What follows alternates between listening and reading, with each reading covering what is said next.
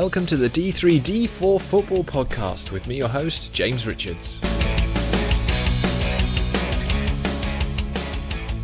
Good morning, everyone. Welcome to our Easter bump edition of D3D4 Football, the podcast covering League 1 and 2, the best divisions on earth, and proving so this season again. So competitive, so much still to play for. We are starting just to see some splits at the top and bottom of certain divisions. League 1 coming to mind, especially with 3 teams looking most likely to be battling for the 2 automatic promotion spots, and 6 teams now adrift and fighting to avoid the drop. 4 teams go down from League 2. Still the easiest division to get relegated from. So a lot of worries for those sides stuck in the mire at the moment. League 2 is interesting as well. Loads of permutations and things that can still change before the end of the season. I'm joined, it's a ramble today. I'm joined by Ed Walker, Chris Stringer, and Mr. Original Luke Saunders back for this pod. Gentlemen, how are we? Well, let's start with you. And how's it been for you this Easter? Yeah, Easter's been pretty good. I know we were talking just before we got started about this weird weather we had yesterday, which really confused all of us. The fact that it was sort of sunny but freezing cold, and it went from snow to sun and back and forth. Really weird day yesterday. The most important question, of course, is how many Easter eggs did you manage to stuff in the 4 days?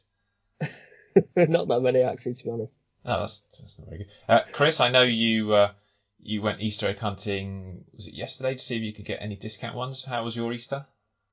Yeah, well, I was still isolating over the Easter weekend, but I still had yesterday off, so went into town, Easter egg hunting, managed to get a few ones, including a 10-pack of cream eggs, so I'm sorted for a little while. I did hear something scary about the amount of sugar in cream eggs, and I just thought, don't tell me this sort of stuff. It made me want them more. Yeah, I won't lie. I don't want to know this sort of stuff. You know, you don't want to know that what you're eating is in any way harmful for you if it's as good as a cream egg. And if you don't like cream eggs, then, you know, there's something fundamentally wrong with you. But I'm going to keep quiet then. And of course, Luke, how are you doing, mate? Very well, thanks. No Easter eggs for me this Easter, which I don't mind actually. Otherwise, if they're there, they get eaten. So it's not the worst thing. Managed to get through that, but 4 points for Cheltenham out of 6, which is a respectable return. So happy with that, I think. Indeed. Well, we've got a lot to get through. So let's start, as we always do, by jumping straight into League 1. League 1. So let's look at the winners and losers of the Easter weekend. Massive amounts of football. It was really enjoyable, actually, to be able to see it, because it was staggered slightly, wasn't there? We had the Gillingham game versus Wigan, I think was on Wednesday for some reason. And then of course, I don't think they played Friday.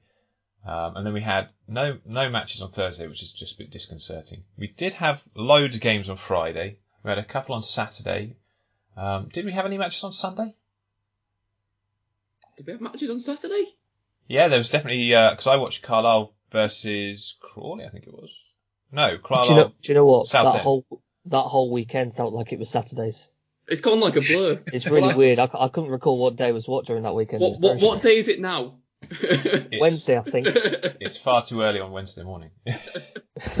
But yeah. So there was just literally like football all the time, and you know I've been really enjoying that. But I mean, the first team that you can't help but talk about is at top of League 1.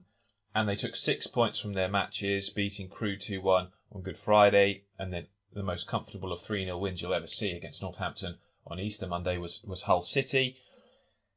I mean, they kind of, I felt they had to kind of get these points in some respects, because Peterborough and Sunderland have games in hand. But with Peterborough and Sunderland playing each other, they knew that one of those sides, if not both, were going to drop points, and of course the 1-1 draw kind of suited them, I guess. But certainly a really good weekend for Hull City, who have been going strong all season.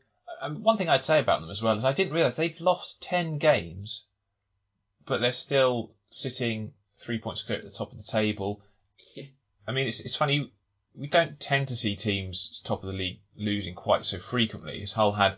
Have had a few blips, and they lost 3 in a row back in December, and we were talking about maybe they're going to have a bit of a wobble and a bit of a struggle, but they came back strong, and then they had a bit of an iffy February as well. But Ed, they've just kicked on again, haven't they? And they've taken, I think, 5 clean sheets in this 9-game run, winning 7 matches.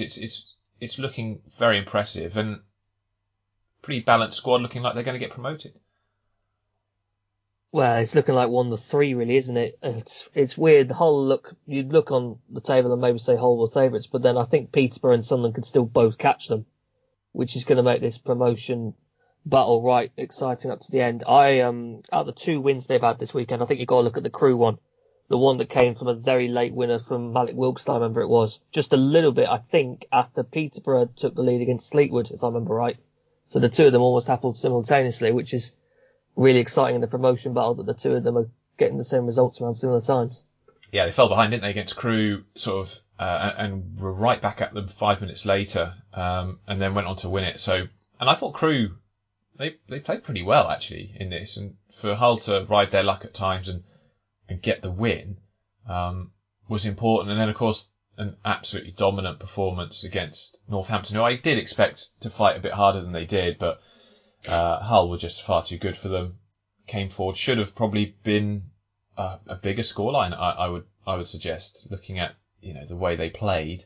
Nice to see Gavin White scoring, ex-Oxford, of course, on loan from Cardiff. They have a reasonable run-in, though the ones that you look at on there, you could, I mean, Plymouth, nothing to play for, but going to home park's never easy. Fleetwood, nothing to play for. But you've got Sunderland, that's going to be massive on April the 20th. They've got Lincoln away after that.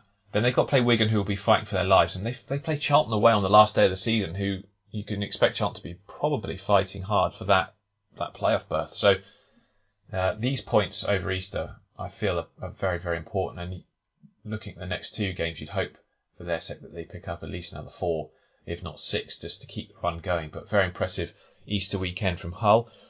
Peterborough got 4 points. What do we make of it? I mean, obviously beating Fleetwood with a late goal, absolutely vital. But Luke, we're expecting Peterborough, as we've always done year after year, to have that wobble where they fall away. But credit to them this year, it's not happened. They've looked pretty strong. I thought they were the better side against Sunderland for the most part. And again, you'd say it was more of a must not lose for Sunderland than it was for Peterborough. Because I thought Peterborough were looking to this and saying we really should win this because we've got to put that space between us and Sunderland. They weren't able to do that. McGeady's free kick was absolutely superb. But it keeps them 2 points ahead of them with playing 1 game more. So if Sunderland win that game in hand, they will leapfrog Peterborough. But Posh still looking pretty strong. Yeah, definitely. And when you look at the run Sunderland have been on, I think a point perhaps isn't a terrible result for them at all because Sunderland, I think, are unbeaten in 12. So, but yeah, they've been great. I mean, we saw they steamrolled Accrington Stanley before Easter.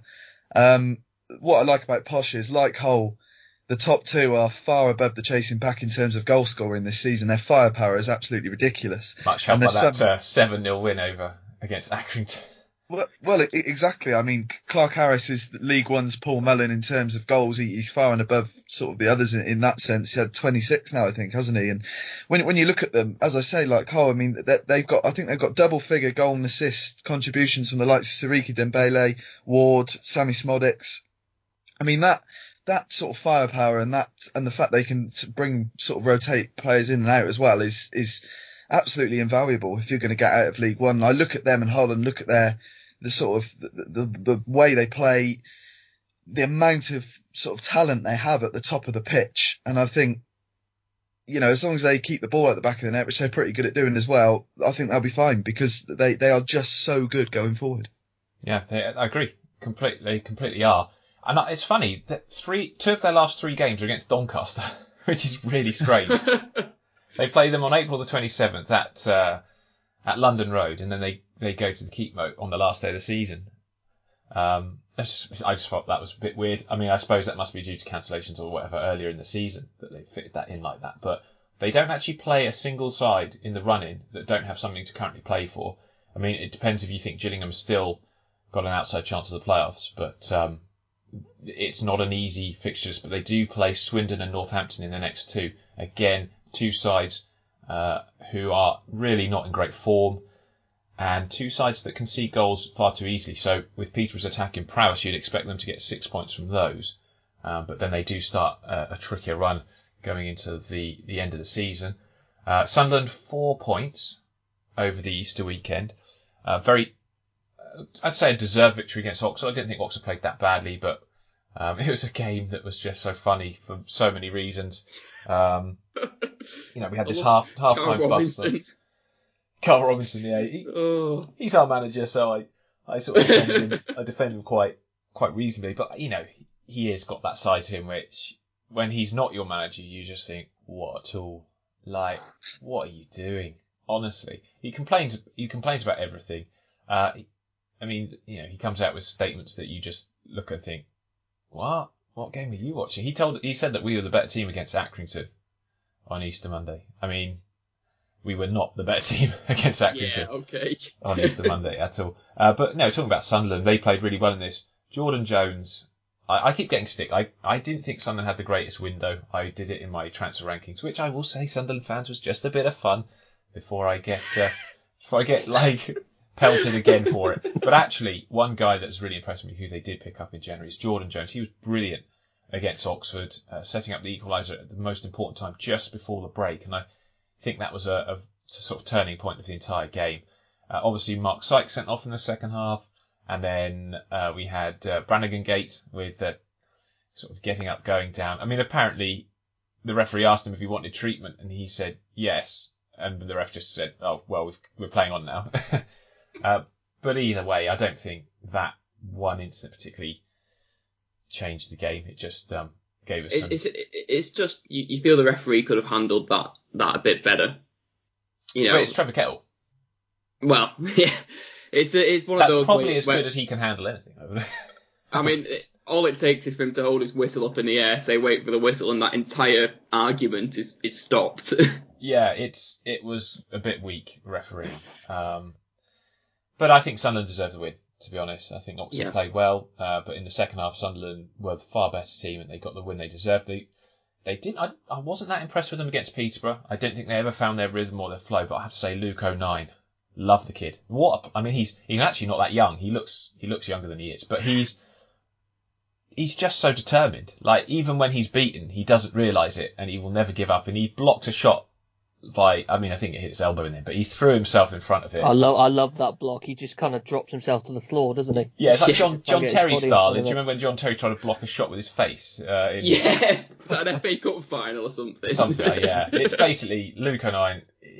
You've got to love him. You've got to love him. I was so annoyed when he went to Sunderland because I was hoping Oxford might nick him from Wickham, who needed the money at the time, but we didn't. And who would choose Oxford over Sunderland? Let's be honest.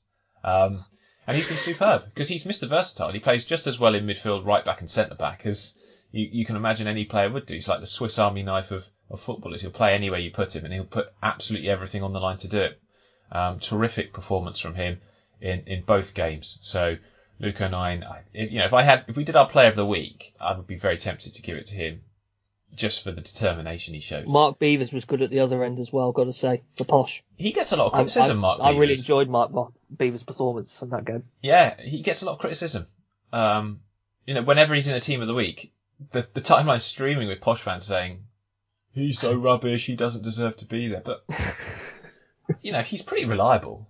He's been a pretty reliable centre-back, a team in second in the table, and has he played pretty much every game this season? I don't remember him being out for any prolonged spells since he joined the team. So he's been a reliable player. But Sunderland 4 points, and that was a must not lose against Peterborough. So Aidan McGeady, wonderful quality, and I think that's the thing that Sunderland have.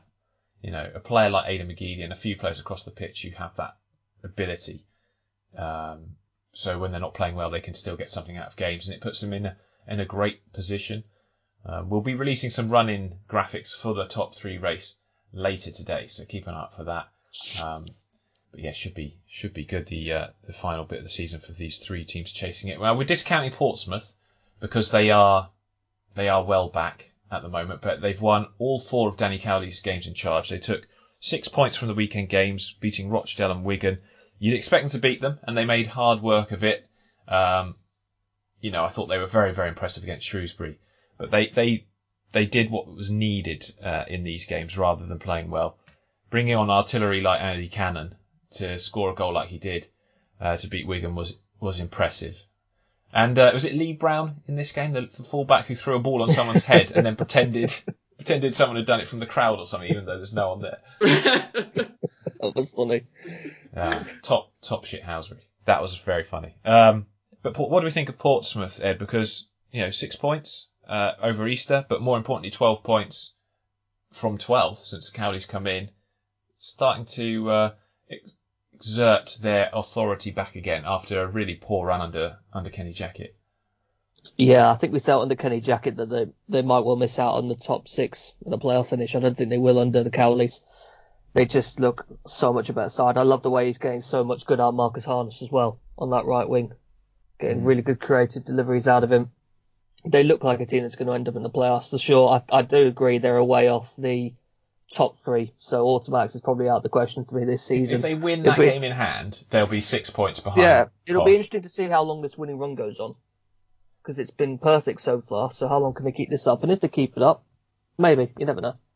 Yeah, I think I'd argue that they probably have to just be a bit better than the last 2 games against better teams. But we know what they can do. I mean, like I said, the previous 2 matches were excellent. But yeah, you can't complain. It's been nice to see the turnaround. Obviously, Danny Cowley is a top bloke and a top manager. No doubt that he was going to come in and have an impact, and it's great to see. And I hope this is a long-term thing, because I feel, unlike Huddersfield, when he joined them, they were in a right state, and their chairman, I don't think, is anywhere near as good, patient, or has quite the same idea or vision of where they're going as Portsmouth's owners do. So I think if Danny can get a long-term contract, this is a perfect opportunity for him, because Portsmouth are a massive club. This is the first time he's been at a club, I think, with the resources to really match his ambition. And it's going to be very interesting to see where he can take them, because Fratton Park is a difficult enough place to go for any team, but having a Danny Cowley team playing at Fratton Park just seems like it's going to be unbelievably formidable. So exciting times ahead for Portsmouth, and it'll be interesting to see how they do in the playoffs, because we all know the Pompey playoff curse. If they do indeed cement themselves in the playoffs, they've never got to a playoff final, despite 4 attempts. So I mean, they're doing their best to build the momentum going into it, at least. They are, yeah. I mean, the only real problem is Blackpool are on better momentum, which probably makes them the favourites at the moment. I mean, that makes it very interesting. If you look at that top 3, one of those teams will be in the playoffs. Who would want to be in the playoffs, though, with Portsmouth and Blackpool in the form they're in at the minute? Will we have any crowds in the playoffs? I'm just trying to think what I don't know when the dates are. If it's after the 17th, I think they're okay. Because you can have up to 4,000 in from the 17th of May, can't you? Yeah, I don't know when the dates are for the semis. Well, Lincoln, big loser of the weekend because they just didn't play. In a way, that's a good thing, though. I think their game against Oxford was slightly farcical because they couldn't fill the bench, and you could see those players playing who weren't quite fit. So they've got a bit of a breather and hopefully a reset, which is what Michael Appleton's side certainly need. But obviously they didn't play. Speaking of Blackpool, then, come on, 6 points again over the Easter weekend. I'm struggling to remember the last time they lost. I mean, they've just been on this wonderful run. I think it's 13 unbeaten now. Wow. It's amazing, isn't it? I mean, Neil Critchley has done a superb job. I think we had them in the playoffs in our pre-season predictions. Can you remember back to that long distant past anyway? We had them there or thereabouts, I think. Yeah, I think we did have them in the playoffs. Yeah. Yeah, I mean, it's not a surprise to me that they're doing this well. I think this run has made them seem like they've come out of nowhere. But they've been playing well, I think, most of the season, apart from they started quite badly. And people haven't really mentioned this, but they're doing it with like loads of people out injured, aren't they? Yeah. The list of players, I'm sorry, Blackpool fans, if I forget, but Gary Medina's not been playing. Obviously, CJ Hamilton. I looked at his stats the other day. He's created 29 chances. I think it was in 25 appearances this season for them. That's unbelievable. And they haven't got him. He's out for the rest of the season after having an operation on a broken metatarsal. So, that's a player that they could really do with. But Jerry Yates, 20 goals this season, absolutely flying, been brilliant. Sully Kaikai has become a really good player under Neil Critchley, because he's always had flashes, hasn't he? He's always been this player that we technically is very good and would inconsistently be a good player, but he's starting to be a much more consistent performer under Neil Critchley, and the coach deserves a lot of credit for that. They've got a lot of bite in midfield. Grant in midfield is a player I'm a big fan of. Embleton has been a nice signing, and Sunderland should really be very pleased that he's getting game time and doing well for them. And even with all the injuries they've had, they've been solid. I think one man that doesn't get enough mention is their goalie, Mr. Maxwell. He's been really, really good without perhaps getting the acclaim he deserves. But they've got this running now. If they win their game in hand, they've got 2 games in hand, they will be right up there, won't they? Be 6 points though, still behind Hull, but they could break into the automatic promotion race, do we think, guys? It's a bit of an ask, maybe, but you'd fancy them a bit more than you would Pompey, certainly. It's possible, but I think it depends as well on the other 3 dropping points, which you're not entirely sure they're going to do. I think the other 3 are just starting to break away now. I think they've got that little bit of extra class over the other sides, certainly at the moment. But as we see every single season in this league, it can change so quickly. Well, Blackpool's still got to play Sunderland twice. I was about to say, that's the big thing, isn't it? 2 games they've got to play against Sunderland on April the 17th, and then again on April the 27th. Unbelievable, that run-in. I mean, the thing is, they've got a lot of games compared to others in a very short space of time. So, will they run out of steam? To have something to play for. But yeah, well, exactly. This adrenaline might just take them over the line. They're certainly the best team at the moment in the division in terms of the way they're playing. Maybe Hull shine the light to them, I think, in terms of performances. And you can't discount Sunderland; they've been good, but Blackpool are certainly flying. 6 points over the Easter weekend, an absolutely brilliant performance from them. Then you look at the sort of other teams, because there were only actually 3 teams in League One that got maximum points over Easter. And I was trying to think, were there any other winners here? Maybe one's slightly imperceptible to the eye just looking. But I think, Charlton obviously only played once and they won their game. I think the other game was against Lincoln, wasn't it? And that was obviously the one that was called off. Am I right? Yeah. So 3 points picked up against Doncaster on Good Friday, which is on Sky. That's good. That's good for them. I mean, they are still outside the playoffs and obviously pretty much played a game more than Lincoln and Blackpool. A lot will depend, I think, on whether Lincoln hit the ground running when they come back. But there is certainly playoff places up for grabs here, isn't there? I mean, what do you reckon, Luke? Looking at that League One table, you've got Charlton, Ipswich, Gillingham, maybe even Accrington could have a little run. But is there anyone in there you think realistically can sneak in and pick up the pieces for a team that falls out? Well, that's the key, isn't it? Picking up the pieces for a team that falls out. I mean, I can't, like we've talked about at great length, I can't see Portsmouth and Blackpool sort of surrendering. You look at the likes of Lincoln, you think it all depends on how they sort of recover. But Charlton, they've been better. Certainly away from home, they seem to be quite good at shutting up shop away from home. A lot harder to beat, aren't they? Yeah, they are. They're very hard to beat, and I think that'll be key. Ipswich are an interesting one for me because I think you almost expect them to be there, but they do tend to fall away as they have done in recent years. But I think in 15 of their last 18 games, the scores have been level or separated by 1 goal. So like Charlton, Ipswich's game tend to be quite tight. But the difference with the likes of Ipswich is that I think they've only scored 41 this season, which is the 5th worst in the division. When I look at their firepower, compared to certainly to the other teams going for the playoffs and going for promotion, they do fall short.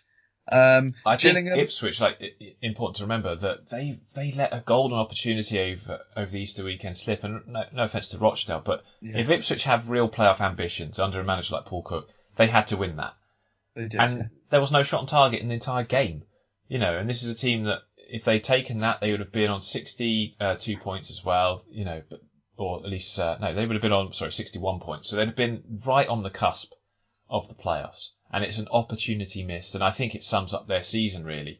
Because, they beat Bristol Rovers in a tight game, on Good Friday. And then, just not turn up at Rochdale. And Rochdale were actually, fans were saying they were there for the taking, which is, I guess, hugely frustrating for Ipswich this season's been. But I think in terms of having Paul Cook as your manager going into the summer, That's pretty good. But yeah, Charlton's 6 unbeaten at the moment, so they're the one to keep an eye on. Is there anyone else, Luke, in there? Like Doncaster, I think are done, to be honest. Yeah, I think if you look below Gillingham, Doncaster, Accrington, so I don't think those teams are consistent enough to be able to do it. I keep Gillingham in there up until the Blackpool defeat. I think they were unbeaten in 5. They were doing very well. They've got a lot of goals. I think the top 4 in terms of goals scored this season.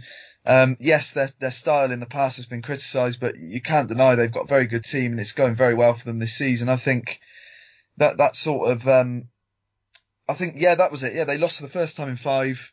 Only the second defeat in 11 to Blackpool, and there's no shame in losing to the team that Blackpool have been in the last few weeks. So I think from Gillingham down, Gillingham are the last team in that little pack there that I can see making it. I don't think anyone below them personally is going to have the consistency to be able to make the playoffs. The only reason I look at Gillingham and sort of kiss my teeth is the fact that they've played 40 games, so they've got less matches now in which to make up those points. So that's their only challenge, isn't it? But you're right, they've had an excellent season, and the boring narrative that they play long ball.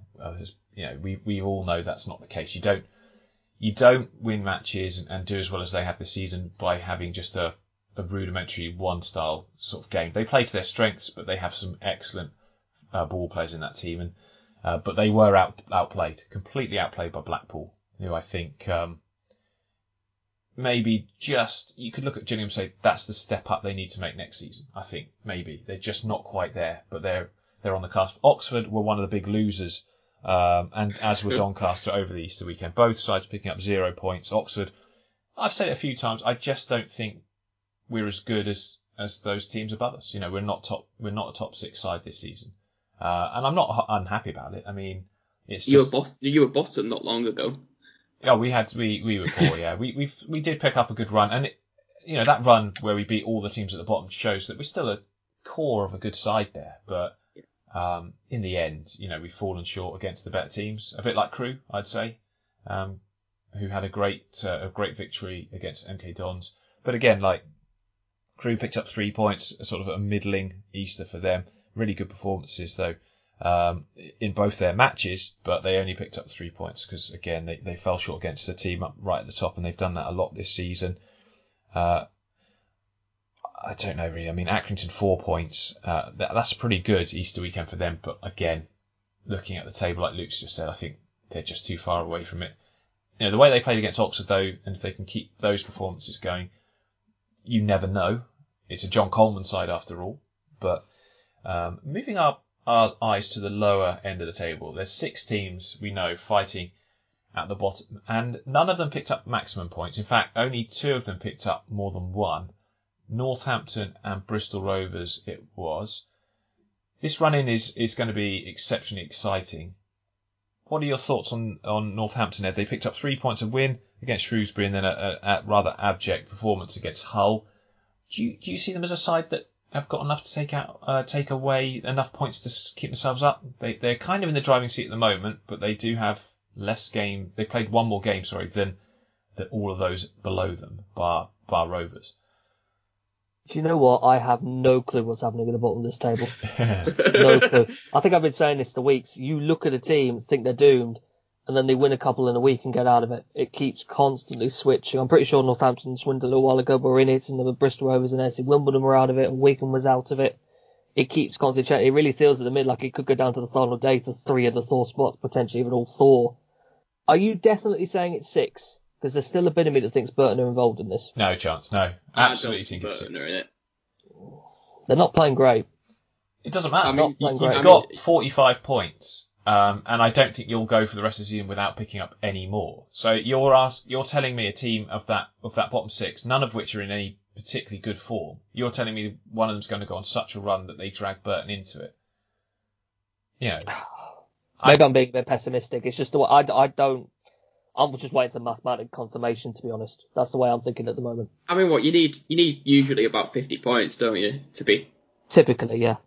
So, I think you're easily going to pick up 5 points by the end of the season. Yeah, I'd agree. Oh. Yeah, I'd agree with that. And I think you have a better squad and you've just got a bit more momentum. A big win against Swindon as well. That's vital. I mean, the teams that picked up no points at the bottom were AFC Wimbledon, Wigan and Swindon. Bristol Rovers picked up 3 points, a huge win against Doncaster. McCormick with 2 really nice finishes in that one. How important that would be. Joey Barton, absolutely positive his side will stay up, but I'd argue he's got like a very difficult run in. If you look at the running graphic we put out on Twitter, they've got a huge game coming up against Northampton away next. That is an absolute. Is it a must win for them or a must not lose? I'd say it's probably a must win because they've got no games left compared to others. I think that's got to be a must win when you've got a side that's currently 2 points ahead of them and outside the relegation spots. Yeah, and the fact that you've got Lincoln, MK Dons, Portsmouth, Crewe and Blackpool left to play. Yeah, I mean, you want to get 3 points against the ones around you and pick up 1 or 2 points. I worry about Northampton and Bristol Rovers simply for the fact that Northampton go away to Sunderland on the last day. Bristol Rovers go away to Blackpool, and you've got Wigan and Swindon playing each other. I mean, exciting stuff. I mean, even AFC Wimbledon going to Lincoln as well. That's tough. But AFC Wimbledon have got like loads of games left to play, and they've got to play Swindon and Rochdale both at home, and an Oxford side with nothing to play for potentially. So, what does John Sheridan know about the owner at Swindon? What, that he's kept his job? He's still in a job. John Sheridan. He's a character that's just like. I love him. Well, yeah, exactly. I was going to say he's Marmite, but that's such a cliche. But I mean, some people absolutely love John Sheridan's approach to things, don't they? I mean, everyone hates John Sheridan's approach to things apart from Oldham fans, is what I've learned. I don't know if that's a good thing or a bad thing. That's a good question. It's quite funny. The Swindon fans adamant that he's going to take them down. The performances over the. I mean, you can't criticise them for losing to Blackpool, but they weren't very good against Burton. And there was sort of talk of him having a bust up with Brett Pittman as well. I don't know if that's actually true. That would be so out of character. I don't know. Well, I mean, what do we think of Rochdale's chances? Because, again, this weekend they got 1 point against Ipswich, lost to Portsmouth in a fighting display. We like Rochdale. We like what they try and do. We always said at the start Speak of the for season, yourself, James. Well, yeah, you're a Rochdale fan. You can't deny, though, Chris, that you have said you like the style and the way they run themselves as a club. No, I do, and I do have a lot of admiration for how they run as a club, and I like. Okay, I need to get the names the right way around. Barry Murphy. Murphy. Yeah, you always get it mixed up. Brian Murphy. Yeah, that's the one. Yeah. And I like his approach to football as well. I think it's just been a tough season. As I've said before, though, that goals against column. Yeah. It's not good reading at all. It's not. It's not, but they actually have a better goal difference than than everyone in that bottom six, don't they? Because there was the period where they were drawing games for almost weeks. Yeah. But they haven't won at home in 17. That's a big problem. That's terrible, isn't it? Mm. That's terrible. They are the ones, obviously, with the most points to make up as well. So, you're looking at that and thinking they're gone. But we have seen it before from Rochdale. We have seen them do great escapes in the past. So you never know.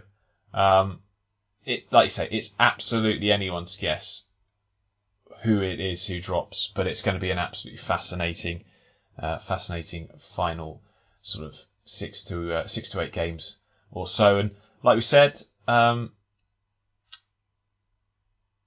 only teams that really can take anything from the Easter weekend with any positivity were Bristol Rovers and Northampton. Yet I still, because they've played more games, fear for them almost more than the others. I don't know. Is that a sense that you guys are getting? I remember reading, I can't remember the exact number, but this is the most games in a season Northampton have failed to score, if I'm right.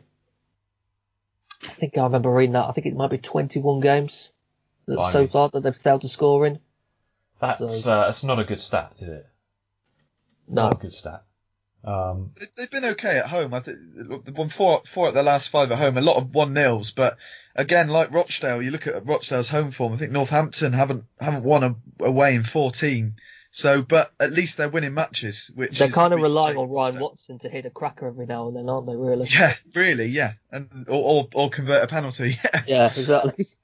Yeah, I mean, I have to say the AFC Wimbledon weekend was so disappointing. 0 points, but that late defeat to Fleetwood, the goalie making the mistake. After didn't he save a penalty? Was it last week against Northampton? Yeah, it was. Yeah, it's a difficult one to call.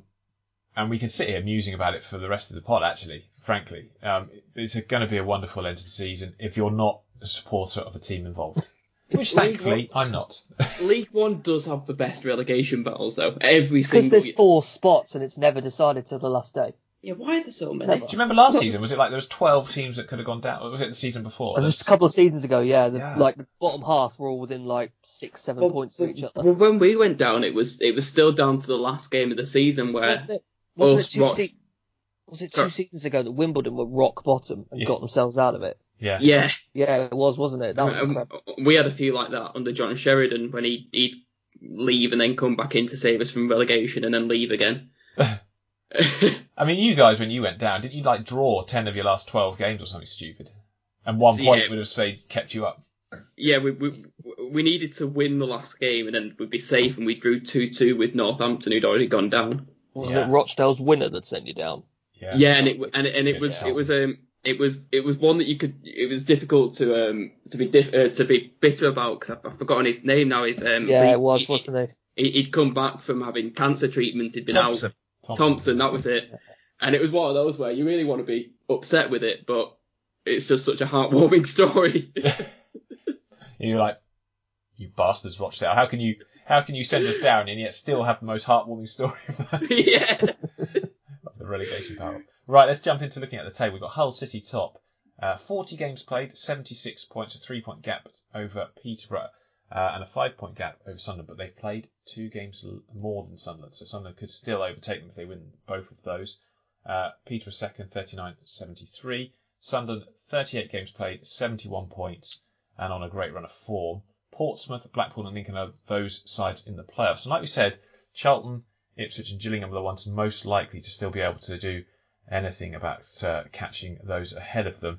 I have to say Doncaster need a change of manager pretty quickly, or a change of direction, because they're just drifting into obscurity, which is such a shame after the season that they had. But you lose your manager in an important time, and it can derail you, and it certainly has. Rochdale are bottom, 38 games played, only 33 points on the board. They've conceded 69 goals this season. Not a very good stat, that. Wigan, 35 points, 2 points above them, but having played a game more. AFC Wimbledon and Bristol Rovers are in the bottom 4. Bristol Rovers, I assume they're in the bottom 4 simply because of goals scored. Is that right? Yes. They've scored 39. Swindon have scored 45 because they've got the same goal difference, these two, and the same points total. But Swindon have played a game less. And then you've got Northampton on 39 points. So a 2-point breathing space. But again, they've played more than most of those are below them. So interesting. Right. The Easter weekend, winners and losers. Let's jump in to League 2. League 2. Right, League 2. There really was only 2 teams, I think, that got maximum points on the over the Easter weekend, which is really strange. And none of them were in the top 7 at all. The only 2 teams that took maximum points were Carlisle and Port Vale. So those, Carlisle big winners. We'll talk about them first because they did take 6 points and they've won 3 in a row now. Delighted that Chris Peach gave us a shout out. He read my article defending him and the season that Carlisle had. I wrote a piece about it because, like I said, fans of Carlisle have got to remember the difficulties that they face.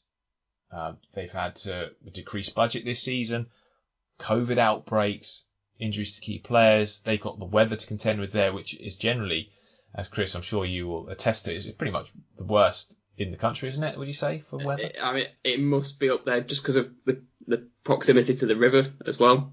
Yeah, it's not a great place to build a football stadium on a river that floods. On the banks of a river that floods. That floods very, very regularly with few defences of that bit, I think. Yeah, it's isn't Brunton Park like part of the flood defences? Probably. For the I rest would not be surprised. It does seem like that. It's a really unfortunate situation, but they've had no real place to train a lot of the time this season. So I basically wrote a 5-point piece saying, why they should keep faith in Chris Beach, because I think he's actually done a really good job. And it's funny, as soon as his players get back to their full fitness after the COVID, they start winning games again, and it doesn't surprise me one bit. And I think a bit of perspective is always needed. Football's an emotive game, so fans who are very much embroiled in their current season, and at the time 1 win in 12 was a poor run, so they feel that pain. I don't, because they're not my team. I don't support them, but I looked at them and thought, why are people so hard on him? I mean, they've had a great season. Exceptional circumstances have derailed them, but the stats were looking pretty good. The XG performances in the games that they were losing weren't bad, and you could see that they were going to turn it around, and thankfully they have. Three 2-0 wins on the bounce, 3 clean sheets on the bounce, convincing performances, albeit against sides that perhaps are not playing at their best right now. But that doesn't matter. You've got to beat those teams. And Carlisle have put themselves right back in the race. I think Fernandez Gonzalez had a very good last few games. He's looked alive well, although he probably won't want to see the miss that he produced yesterday against Scunthorpe again too quickly. But yesterday's second half performance against Scunthorpe was probably the best they've been for a long time.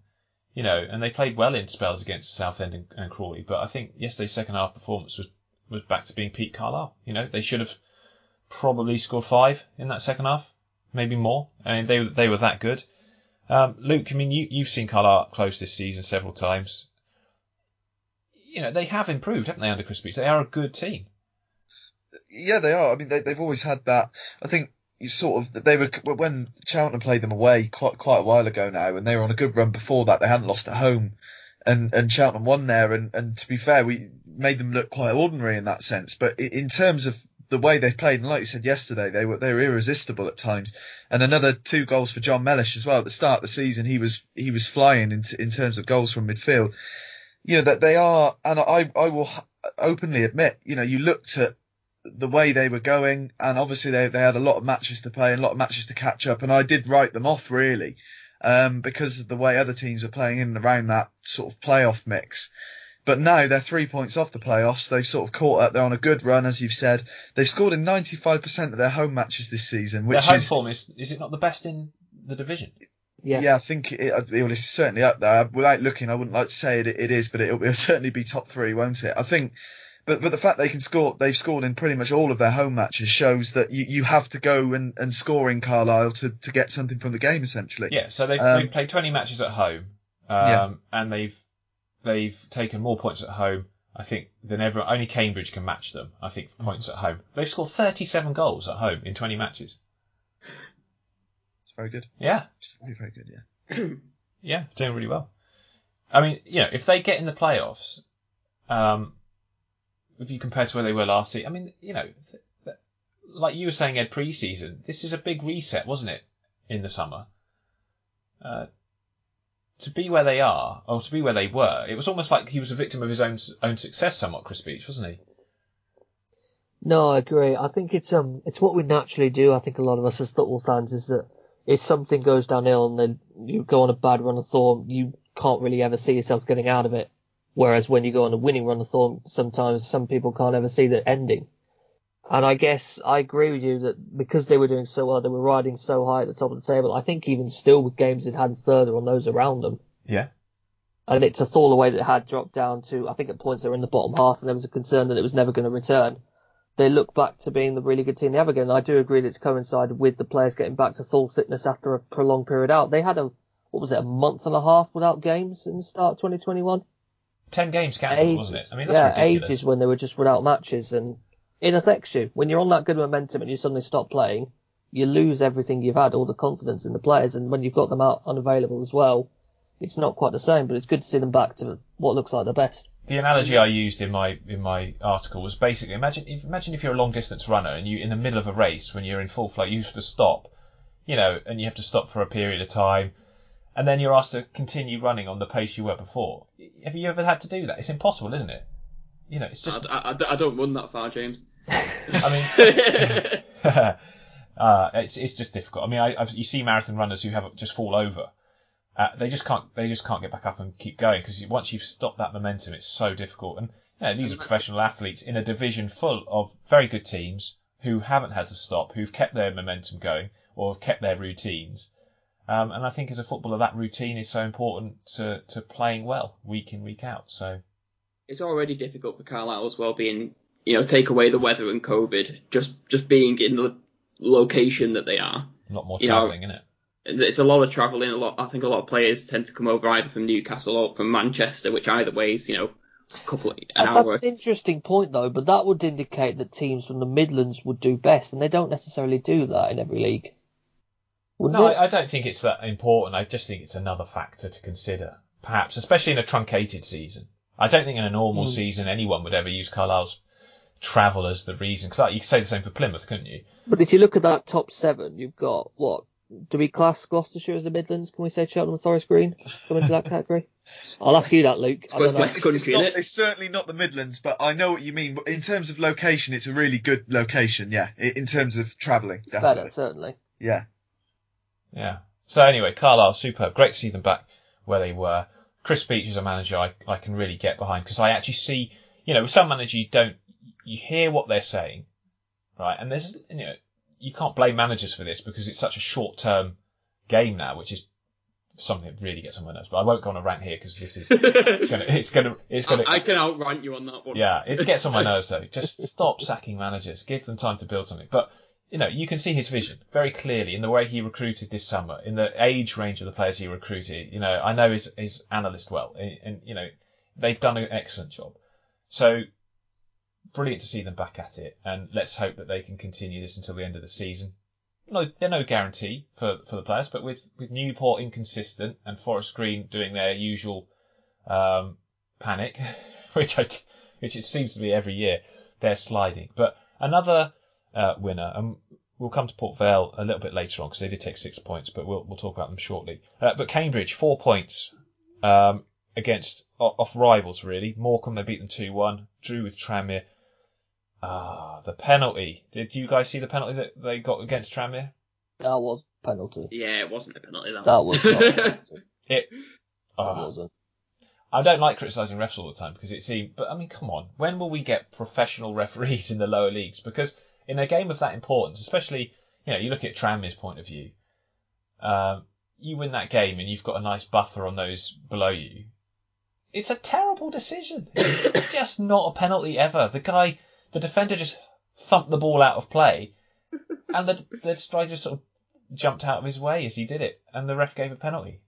Just terrible decisions. And I think you've hit the nail on the head with it being about professional referees. It's easy to actually slag off the referees, but they're working within a system that's not helpful for improving the game. That's rubbish. Why is it more important that the Championship clubs have professional referees than League 1 and 2? It's just equally as important. Jobs are on the line week in, week out at this level. The money's less, so players losing contracts could affect them even worse. You could argue. I mean, it's just terrible because less people witness the referees. Yeah. Well, I suppose it's so jading. I mean, if you didn't watch the Grimsby Salford game, like for example, of refereeing, don't. Anyway, I don't want to make this a referees rant pod because we do have a very positive referee story coming up in the Harrogate Port Vale game. But there is this call. I completely agree with Richie Wellens, who said that they need full-time referees because this is happening week in, week out. And young referees, he said, didn't he? Yeah, young referees who can keep up with play, who are in shape, because there's quite a few who they just aren't, are they? But Cambridge United, 4 points, that's a big win for them over the Easter weekend, because it's a great run of form that they're now on at the most important time. Unbeaten in 4 of those wins. They're sitting top. They're going up. I'm putting that on the table now. They are going up, and they are a team that I had no confidence in going into this season at all. Never saw them doing this. So did we put them lower half? I actually think in my personal table that I did, I probably had them like bottom 2, if not bottom. I can't remember. But I seem to remember a discussion about them potentially being relegation. I do remember pre-season saying I quite like the Paul Mullins signing. Didn't think he'd do what he's doing this season. I didn't think that was going to happen at all. Oh, come on. Imagine if you'd said to people, say, it's going to hit 30 goals in a season, yeah. Go back 2 years and said, right, guys, we're going to have a global pandemic. Yeah, right. Which closes down the world. We're going to have Paul Mullin have a stand named after him after he scores 30 goals in a season for Cambridge. And Cambridge are going to get promoted under a manager who was like the youth coach not so long ago. They think, mate, what have you been drinking? Crazy. But well done, Cambridge. An absolutely fantastic Easter weekend for them against very difficult opposition, albeit with a slight bit of help from a referee. But over the course of the season, you kind of make your own luck a bit, and they've been a very good team. Cheltenham 4 points as well, very important for them. A 4-0 win over Tranmere. And then a game against Grimsby, 1-1. They should have won it. There's no doubt they had the better chances, but it's not a bad result considering where you are in the table, Luke. And delighted that D3D4 got to sponsor the game against Tranmere, which was great fun. Yeah, absolutely. Thank you for that. And you can do that every week with results like that. That's for sure. No, it's a great sort of. I mean, on telly as well. It's been one of those seasons as well. It's as we've said a million times, disappointing that we don't have supporters. But the fact that Cheltenham have been on television, been on BBC against Manchester City, Sky Sports against Tranmere, and they've put two really good accounts of themselves in both of those matches. But yeah, the Tranmere game was excellent. I'm sure you've talked at great length this season about Ben Tozer's throw. But that had an indirect link to three of the goals. But it's quite important to remember that the team isn't all about that. They also play some really nice football and they can open teams up in other ways. But it is your opponents are going to just want to say you're just a long throw inside. So why don't we go with that narrative? That'd be very funny. Well, yeah, well, why not? I think the return of Will Boyle over Easter has been brilliant as well. An absolute warrior and leader, and you have 2 goals for him. He times his jump unbelievably. At times, every time a long throw or a corner goes in, he jumps above the crossbar. He has got a very, very good jump and a very good times it perfectly. And I think that sort of threat. I think at Grimsby, that he could have had 2, could have had 3 really, but the goal that was ruled out was pretty harsh, I think. That's a massive boost for Cheltenham in the run-in, having Will Boyle back in defence. Charlie Raglan only came off against Tranmere came on against Tranmere late on. He'll potentially come back in, but Sean Long's been excellent in his absence. So I think that's a huge boost for Cheltenham to have almost their first choice back 5 back for the run-in hopefully now, which is going to be massive for us. Yeah, 5-point gap between you guys and Bolton, and then D Tranmere behind you as well. So looking good, and I hope you continue that wonderful form that you're on at the moment. Bolton and Tranmere, I mean, is it harsh to say they were losers? I think they would feel the Easter weekend just wasn't good from their perspectives. Bolton obviously drawing 0-0 with Colchester and then losing at Newport, despite the fact that they nearly meleeed in a goal right at the end. But considering the run they're on, I think they will be disappointed with that. And because of the results picked up by Tranmere, albeit in a couple of very difficult fixtures, they will see that as a massive opportunity missed for them there. Tranmere losing obviously to Cheltenham 4-0 and drawing with Cambridge 1-1. Again though, I can feel your pain, Tranmere fans, regarding that penalty. It was such an appalling decision, but they're still in a great position. Still could to go on from there and do really well. Morecambe only took 1 point as well. They lost to Cambridge and drew with Southend last night, which I watched bits of. Cole Stockton scored an absolutely beautiful volley in this one. He's been brilliant. Derek Adams deserves a lot of credit for the way he uses Cole Stockton. Exceptional player in this system who has a lot of players around who are mobile, who can get onto his flick-ons. I think he's a vital part of that team and really going strong. And to the fact that Morecambe are 5th at this stage of the season is a testament to what they've done as a club. Really amazing turnaround. Not sure. I mean, I don't see them. Thing is, maybe it's a compliment. I don't see them falling out of the playoffs. What are your thoughts on Morecambe, Ed? Because they maybe didn't do quite that well over Easter, but they're still right up there and at a team that you can really get behind. Created more chances than anyone else in the division this season prior to the Easter weekend. Well, let's put it this way. They are on the verge of the top 3 and they could end up in there. You look at it, you've got Tranmere, Bolton and Morecambe all within a point of each other. I'm still worried about Tranmere, to be honest, being without the top scorer James Vaughan, who has such an influence. There is a lot of quality in that side, but you can't ignore they're not quite the same team without Vaughan. No. Bolton's momentum, yeah, they had the defeat to Newport, but they're still on fantastic form, and they look the side we hoped they were going to be all season. And you've got Morecambe, who look like a team that can get results from a lot of occasions. I agree. I'm loving Stockton. Mendes Gomez has been absolutely fantastic. The whole midfield unit, excellent just behind. I love John O'Sullivan out on the right. Really underrated player. Renaissance season for him somewhat, isn't it? Him and delivery Wildy. from the right-hand side, I think, is terrific as well. Absolutely love him. So you'd maybe look at those three as potentially the ones that could get that third spot. I'm worried about Forest Green falling away. Newport, I agree, still a bit inconsistent, but it's a question really of what two from that chasing pack could get in there. Yeah, indeed. What's happened to Manny Month, by the way, at Tranmere? Anyone? I've not heard any news on it, but I haven't seen him in the lineup, unless he played against Cambridge, but I haven't seen him in the lineup for the last couple of games. He's got an injury. Anyone know? I think he's just preferring George Ray and Peter Clark. Yeah, I just looked at that game against Cheltenham and thought if they got Month, they need him for these, to defend these long throws, because I thought George Ray was overmatched, frankly, in that game, by the likes of Will Boyle and stuff. So, don't know. But if Tranmere fans will enlighten me, I appreciate it. I'm not sure what's happened to Manny Month, but he hasn't featured for the last couple of games, and I didn't see Keith Hill mention an injury to him, and it's not been in any of the previews from the Tranmere media team, so I don't know where he's gone. But yeah, big loser over the Easter weekend, Forest Green. Some of their fans saying, well, why are you surprised we do this every year? But they lost 4-1 to Bradford and then a disappointing 2-0 defeat against Salford. Big losses Jamil Matt, though, for the way that they were playing. I mean, he is a massive loss to them. They haven't had Ebu Adams in the team. Of late, he came back into it, I think, yesterday, on Easter Monday. But what's happening there, guys? I mean, Luke, take your Cheltenham bias hat off for a minute and go into the local knowledge of that team. Are you worried about them? Do you think they will cling on to these playoff places?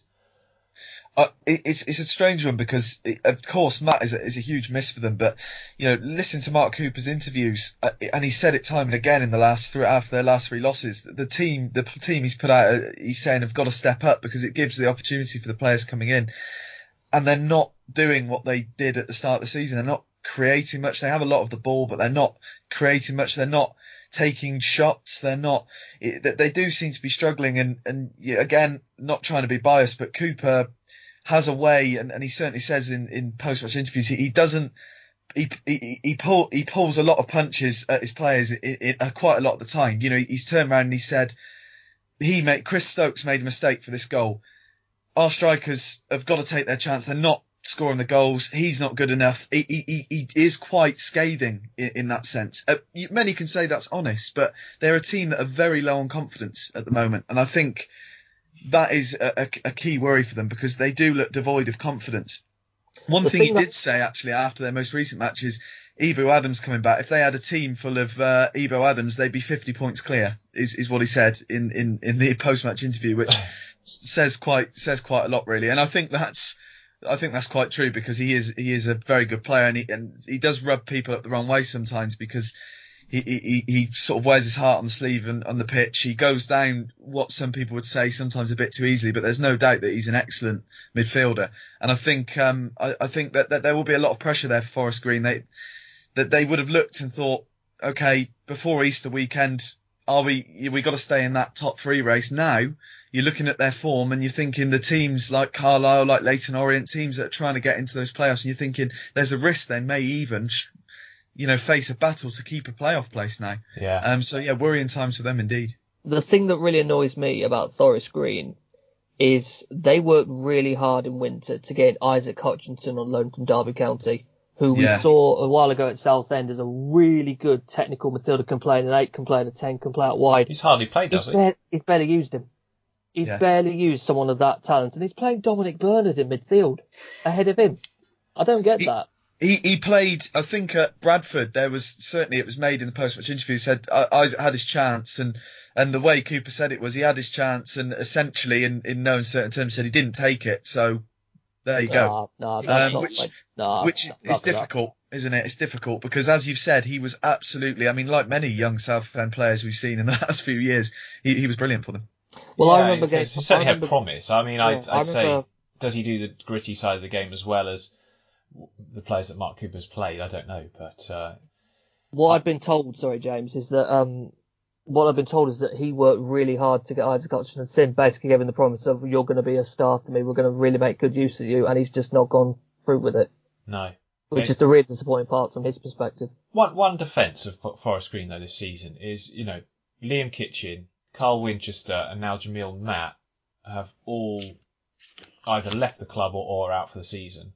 That's very true. So that's a core group, who started the season gone. They've had Nicky Cadden in and out recently, and he's another key player, especially in the system that they like to play. So they have had a few mitigating circumstances. But you're right, they are on the slide for sure. Newport, massive 3 points against Bolton, because they went on Good Friday to Barron, lost in a game where they just looked like they were letting this season slip away from them. Back at Rodney Parade and back to winning ways. The pitch still not great, but it's a lot better than it was a few weeks back. So big 3 points for them against Bolton. Again, though, they are a side inconsistent. But if you look at Exeter, I mean, what's happened to Exeter recently, guys? The Easter weekend, 1 point, lost to Port Vale, and they were lucky to, I think, only lose by a 0-0. A 0-0 draw with Mansfield after having that emergency team meeting. Just not able to get it going. In their last 6 games, they've won once, lost 4, drawn 1. It's, for a side that looked to certainty for the playoffs and even perhaps an outside chance of automatics not so long ago, they really are not instilling confidence in me. What are your thoughts on these boys? They lost to Oldham, that says it all. Yeah. Don't they normally lose to Oldham? Yeah, they have a habit of that. Someone has to. But in seriousness, yeah. I mean, you just mentioned that 6-game form. 4 losses is dreadful when you're supposedly going for promotion.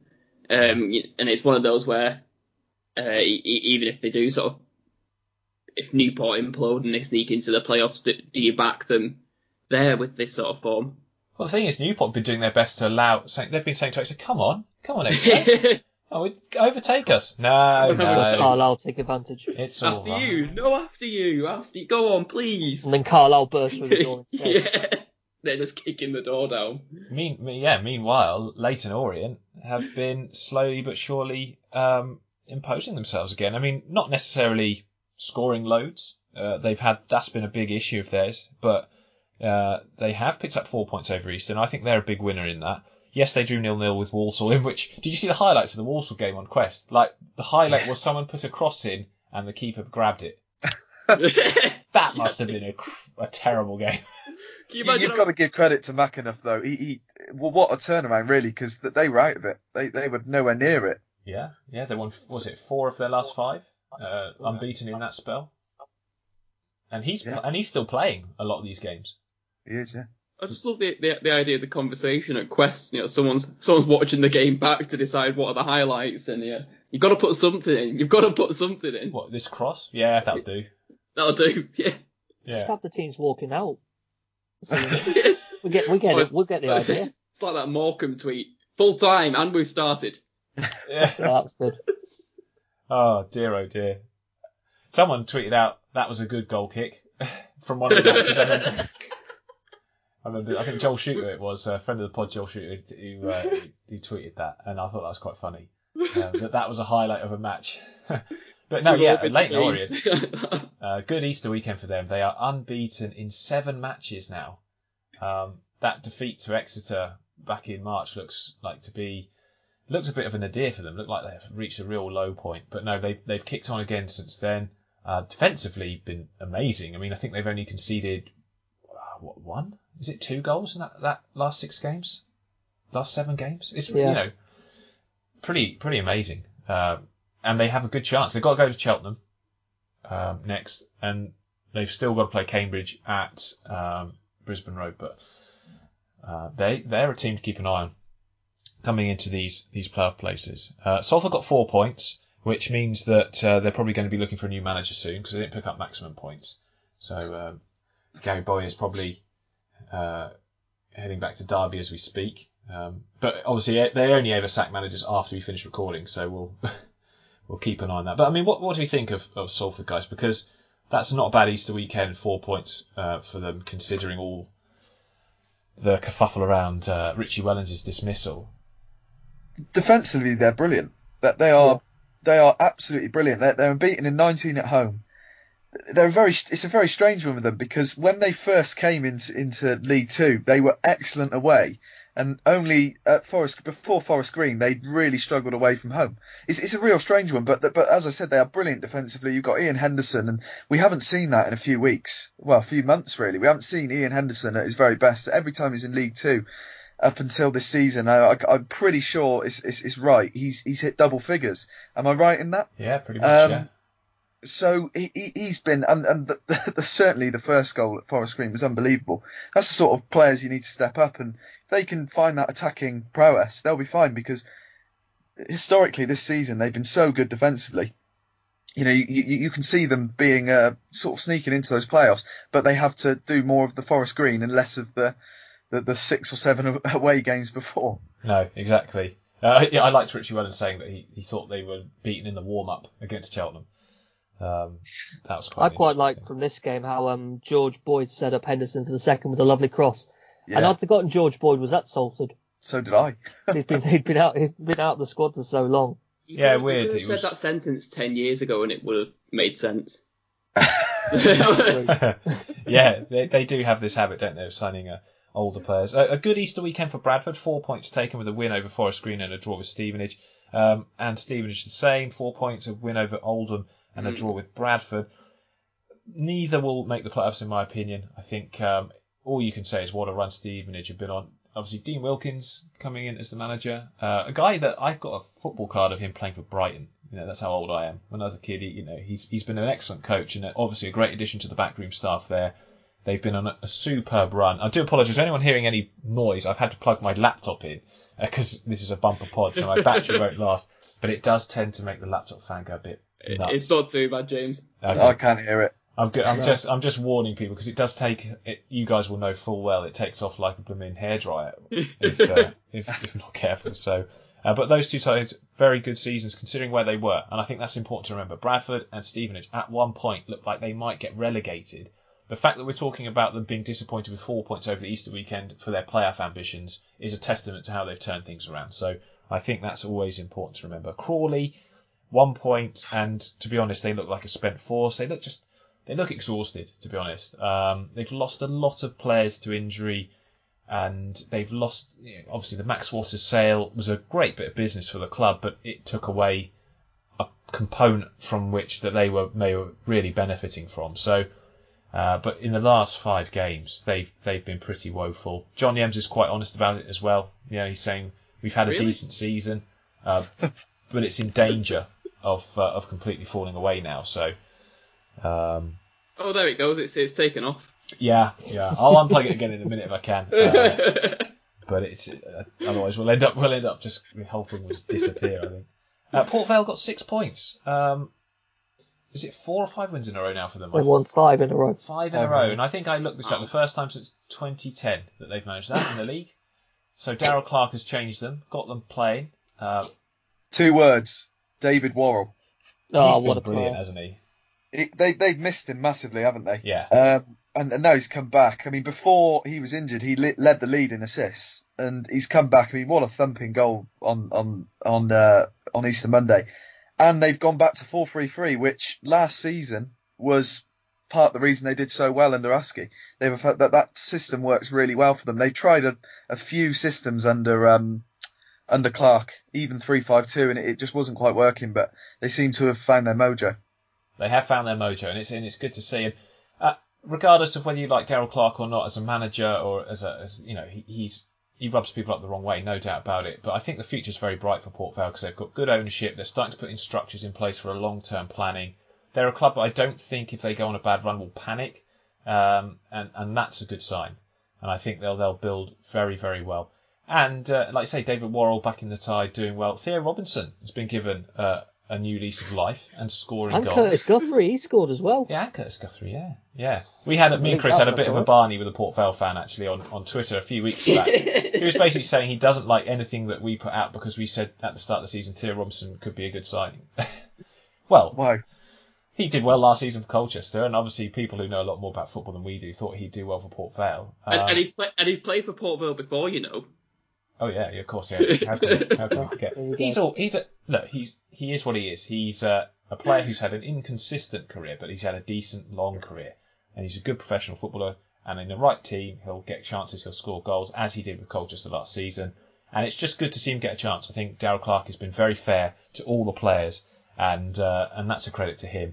And in their game against Harrogate, Rebecca Welch, shout out to her, first female referee in EFL history. And considering the awful referees we have at this level, this can only be seen as a positive thing. She's under the elite category of UEFA referees, came in, had a good game, both managers giving her positive reviews from that match. And yeah, I mean... It's amazing it's taken so long, isn't it? It is, especially when, like I said, the refereeing standards that we have to put up with week in, week out has been just terrible, mostly. And there's been lines women for, well, as long as I've been watching football, I think, certainly the last 10 years. Oh, years and years, There are quite a few in League Two as well. Yeah, you're right. Yeah. All right. Yeah, I don't see the issue like with bringing in female referees. I mean, it's about if they're good enough to do it, they're good enough to do it. It doesn't really matter. The genders. Younger referees as well, ones that can keep up with the state of play and aren't as old. I think you'd say a lot of the referees, perhaps at this level, are a bit tired because of their age, struggle to keep up with the pace of the game at times. Yeah, and you look at I'm not being unfair, but they don't look after them. They don't appear from their the girth that some would carry. They're not professional though, are they? So that they're working, typical jobs most of the week, and then they're expected to officiate elite football at the weekend. Yeah, but great to see, and she had a great game. So that's a barrier broken. Very happy to see that. Really positive move forward for football in general. Just hopefully one day we will see a much better standard of refereeing at this level, a professional standard. I don't want VAR, and I don't expect referees to get it perfect because there's always going to be human error. But we've got to expect better than we're getting at the moment. And there is, there's simple ways of doing that, and we just don't. It's just not taken seriously enough, and we need to see changes. Harrogate 1 point over the weekend, not particularly good from them, losing to Port Vale, drawing with Walsall. Oldham 3 points. Best performance I've seen them put in for a long time at Crawley. Really nice football. Bahambula. That wasn't very Keith Curl, that performance. Well, he's actually, to be fair to him, like they look. He plays with what he's got, and he went right. We'll have 3 at the back playing out from the back. We'll have 2 in behind Conor McElhaney. We'll have Bahambula in there. He started Bahambula. That's the difference. That's the difference. Yeah, he was excellent because even if Bahambula doesn't literally play well, every time he got the ball, Crawley sent like 3 players to try and stop him playing, and he'll squeeze his way through them every time. Well, it just opens up space for everyone else, doesn't it? And when you've got people who've got technical carriers of the ball, Davis Keeler Dunn, Whelan, they're all good players, all good footballers. And it seems that win seems to have calmed down the section of Oldham fans that thought we'd get sucked into a relegation battle now. Yeah, it was very unlikely to happen, wasn't it? Yeah, I think it just settles that a bit, and we can carry on to next season while we're trying to implode off the field again this summer. Yeah, Scunthorpe only 1 point, but they are safe, and I think in the end, they'll look to next season now. Mansfield, I still think need another win to be sure of safety, but I think they will stay up. They had a sort of iffy Easter weekend, only 1 point picked up, losing to Leyton Orient in a very much self-inflicted defeat. 2 awful defensive errors leading to this one. And then, obviously, the 0-0 draw against Exeter on Easter Monday. Walsall, 2 0-0s, just kind of sums up their season, really.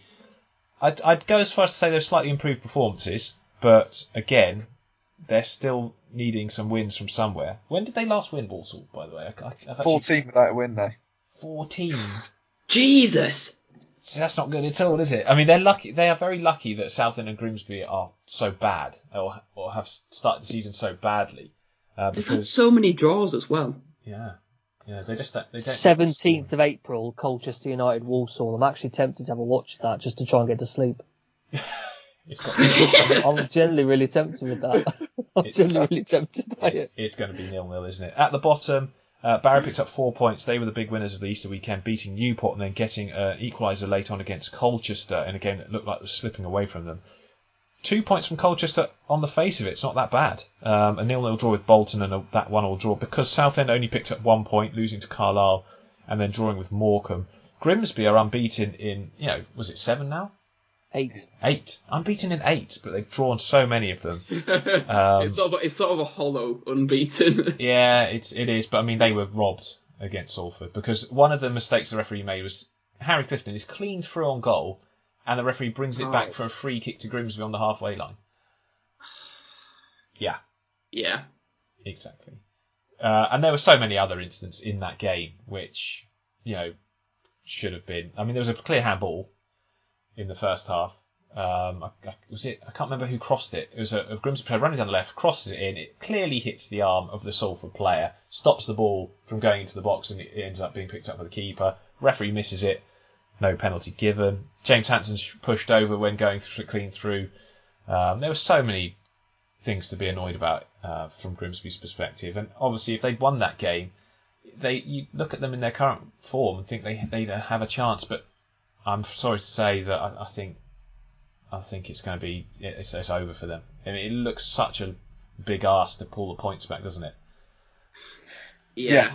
Yeah. Their style is very interesting because one of the few under Holloway, one of their very few wins under Holloway was at Cheltenham early on the season. They press well. They have some good players like Awula Edwards on loan from Bristol City, and then I saw them on Monday and I thought, well, to be fair, it's helped them because they're a lot more solid than they were, but they're just unapologetically hoof it up to John Lewis, Payne and Hanson and play off them. And but if you got that front three, do it.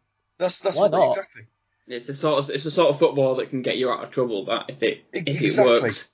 Exactly. The biggest thing for Grimsby is whether this takeover goes through, isn't it? That's the biggest thing. Off the pitch. And I wonder how much of that's conditional on EFL status. We don't know, but we know Tom Schutz has pulled out, apparently. John Fenty with a rather scathing public statement about the whole thing. Yeah. It's just, I'm exhausted on behalf of them, so, I don't know how Grimsby fans must feel. It's just a torrid time, innit? Oh, it's horrible. And they're a great club, Grimsby. Like I say, I've always said this, but when I was growing up, they were a championship team, so... I know it's a bit getting on for age now, but I love their stadium.